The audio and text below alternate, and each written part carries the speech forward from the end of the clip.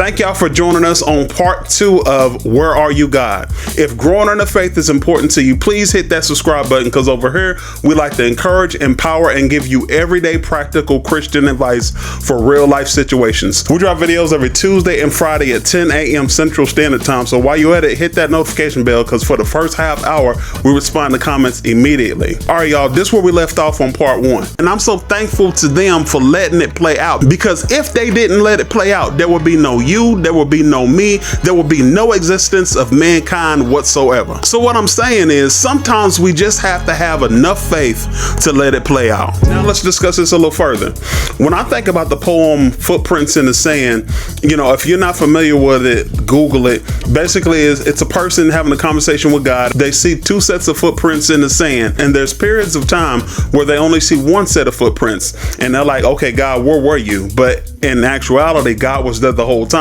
But the reason why they saw 1 pair of footprints is because God was carrying them in those moments. This is a very, very popular poem, y'all. And that just goes to show you this question of where are you, God, is a very heavily discussed question. In Joshua chapter 4, verses 1 through 7, it talks about how God instructed the children of Israel, 1 man from each tribe, to grab a stone. And he instructed them to do that after he had just allowed them to cross over the river Jordan with the Ark of the Covenant on dry land. And he said, listen, so you can remember, and so the future generations can remember what happened on this day, go ahead and grab you 12 stones, 1 man from each tribe grab a boulder and put it in a pile. And every time somebody passes that place and asks why these stones here, they can say, oh, it's because of the day when God performed a miracle and allowed us to cross over on dry land when we were carrying the Ark of the Covenant. In Matthew 28, verse 20, Jesus says, and lo, I am with you always, even until the end of the world. And so what this is showing us, these 2 things are showing us, is that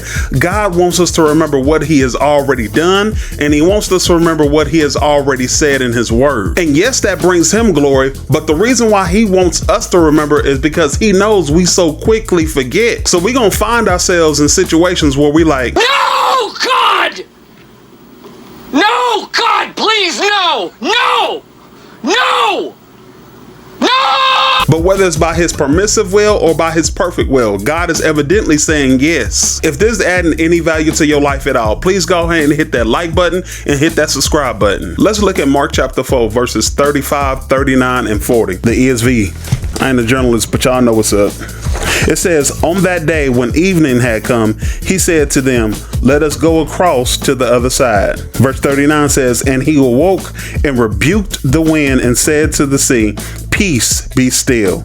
And the wind ceased, and there was a great calm. Verse 40 says, he said to them, why are you so afraid? Have you still no faith? Now the disciples forgot 2 things. What did we just talk about?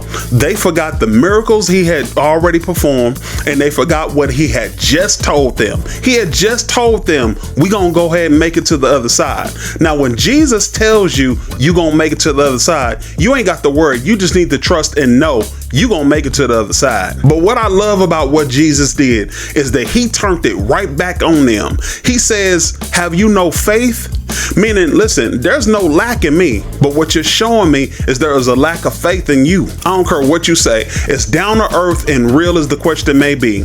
When the question, where is God, pops up in our mind, it's not a God problem, it's a faith problem. Let's be honest with ourselves. God is still the same and he ain't went nowhere. He's still where he was when you got the promotion. He's still who he is when you got the new house. He's still who he was when you got the good doctor's report. He's still who he was when you had the healthy newborn baby. He's still who he is when you pass the bar exam. Ain't nothing changed but the day and the circumstances. But when the circumstances don't look like they're working in our favor, we still need to have enough faith to say, yeah. Amen. Yeah. Amen. Every now and again you gotta put on your big boy pants, right? Rose line. Yeah.